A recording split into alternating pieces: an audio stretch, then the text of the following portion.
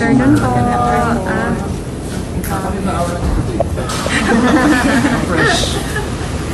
Nakatulog ako ng medyo mahaba kagabi.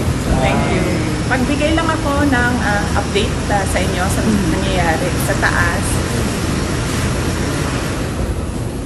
Magbigay lang ako ng update sa nangyayari sa taas. So, hindi ko na lang din banggitin yung mga pangalan kasi nag-request din yung mga patients na huwag banggitin yung mga pangalan nila.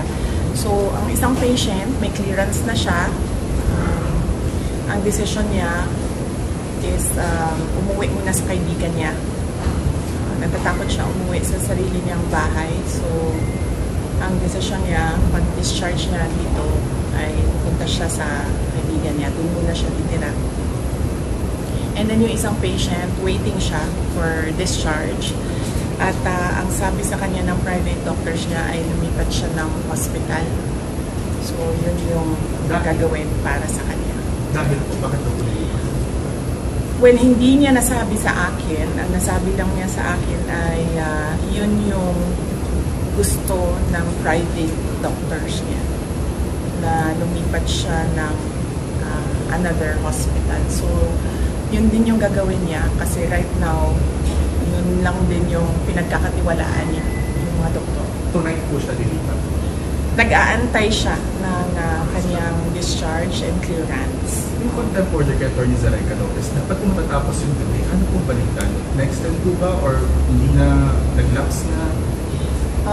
Malamang siguro wala na yon kasi nag-aantay na lang yung lawyer dito sa taas ng clearance from all the offices concerned.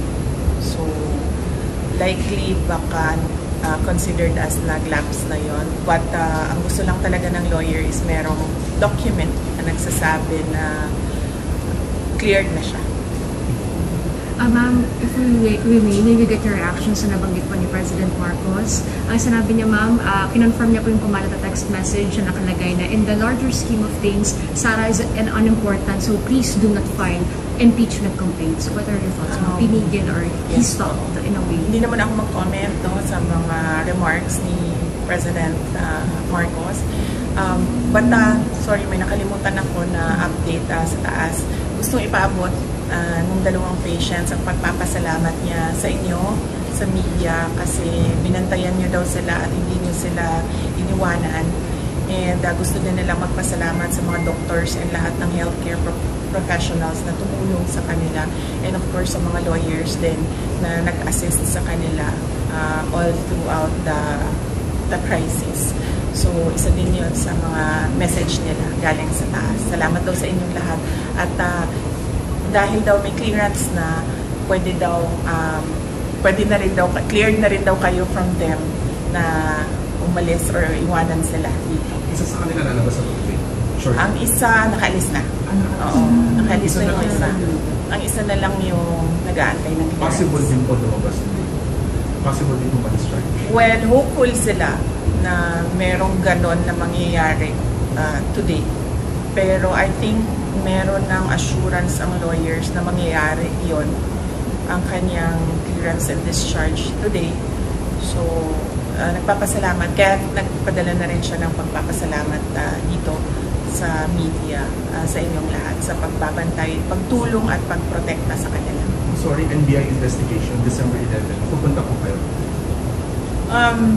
I'll have to run my schedule day by day kasi nagbabago siya ngayon araw-araw dahil bigla na lang may nangyayari na mga bagay kaya hindi ko magawa yung schedule ko ng malayo pa. So, we do it day by day sa ngayon, yung schedule. So, hindi ko pa masagot kung pupunta ako sa December 11. Tsaka, ang isang consideration dyan ay sinusunod ko kung ano yung mga sinasabi ng lawyers sa ngayon. So, ano yung sasabihin or ano yung advice ng lawyers, yun yung gagawin ko. How about the Good Government Hearing Committee? Yes, oo. Nag-express kasi yung isang, dalawa, tatlo. Nag-express yung tatlong mga resource persons from the Office of the Vice President that they really feel safer and medyo kumakalma sila nandyan ako. Ang worry ko lang is right now, wala na kasi kaming chief of staff, affected din yung assistant chief of staff ng office. So ako na lang talaga yung naiwan sa opisina to do everything. And meron ding mga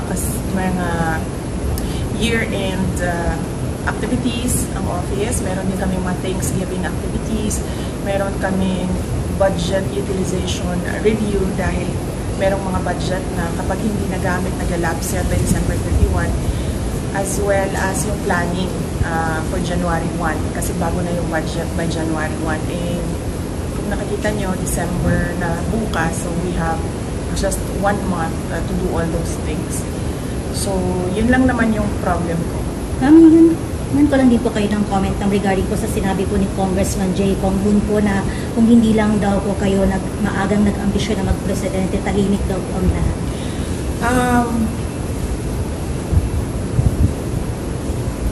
Unang-una, the presidency of 2022 was mine already. Na nanalo na ako sa surveys, lahat ng tao solid na, united na for my candidacy. Pero I gave it away because I felt I had to do some other things other than being President of the Republic of the Philippines. Pangalawa, hindi ako yung nagsabi sa kanila na magbukas sila ng investigation or inquiry in aid of legislation that is more like a political persecution and harassment of OVP personnel. So, wag nila akong i-gaslight into saying na ako ang dahilan ng kaguluhan na ito. Ang kaguluhan na ito ay nagsimula sa sa terrorism nila, sa harassment nila, sa threats nila, sa mga personnel ng Office of the Vice President. Ma'am, clarification lang po, nag-resign na po ba si Attorney Zulay? And when, Hindi pa siya nag-resign, pero nagsabi siya na mag-i-indefinite leave na siya. So, once ma-cleared siya dito, she will file an indefinite leave from the Office of the Vice President. Ang sabi ng Presidente, never say never kung reconcile kayo ng Will not comment on the remarks of President Marcos sa ngayon. Thank you. Message na lang sa mga supporters sa EDSA Shrine. Yes, oo. Well, nagpapasalamat din kami sa mga supporters namin sa EDSA Shrine. And syempre yung iba pa na kahit hindi namin supporters ay nagpapalabas ng kanilang saloobin sa mga nangyayari ngayon. Dahil nagbabantay din sila sa mga pasyente natin dito sa Veterans Hospital. And nagpapasalamat din kami sa mga tao na nasa labas ng Veterans Hospital na nagbantay din sa mga pasyente. Malaking tulong yon sa akin, yung media, yung mga tao na nagbabantay. Si Senator Bato de la Rosa na hindi talaga niya iniwanan yung mga pasyente. Si Senator Bongo na nag-substitute sa akin dito. Ang laking tulong nun lahat, ninyong lahat sa akin dahil nakakadalaw ko, nagagawa ko pa rin yung mga iba kong kailangan gawin na mga trabaho. ma'am, bago lang po ma'am. Ma'am, nag-usap na po ba kayo ni Claire R. lately? Thank you, ma'am.